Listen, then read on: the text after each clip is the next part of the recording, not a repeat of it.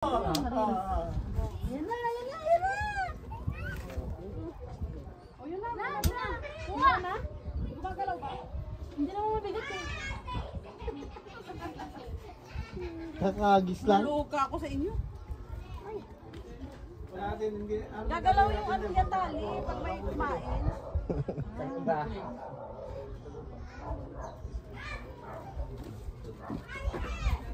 Busog ata sila eh, kinakain nyo eh. Busog sila, kinakain nyo.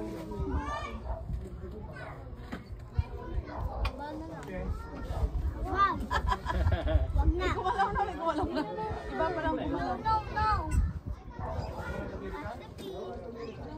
Andun kasi sila.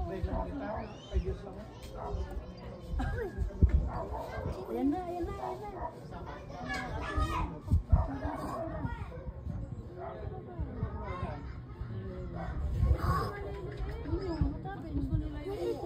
Ayaw nila yung karne. Hindi sosya yung tilapia. May kumakain. Ano nila yung kaldereta? Hindi ba? Mahulog si kuya. Shh! Matulak ka dyan, maligo kayo dyan ng langan. Busog sila, tingnan yung tinapon yung feeds, hindi nila pinapansin. Busog sila.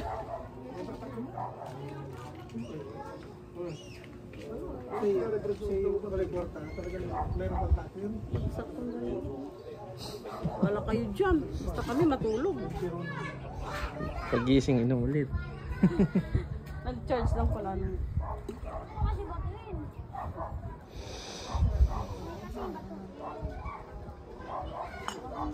Naalala ko nun, nakahuli kami ng buroko ba yun? Doon. Prinito ni Baba. O yung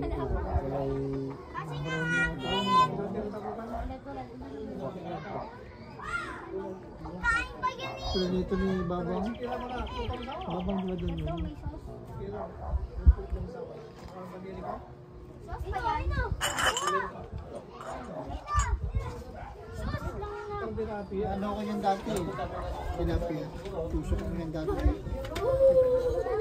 Hindi ko pinansin. Nag-harvest doon eh. Tapos sa tusok. Hindi ko pinansin.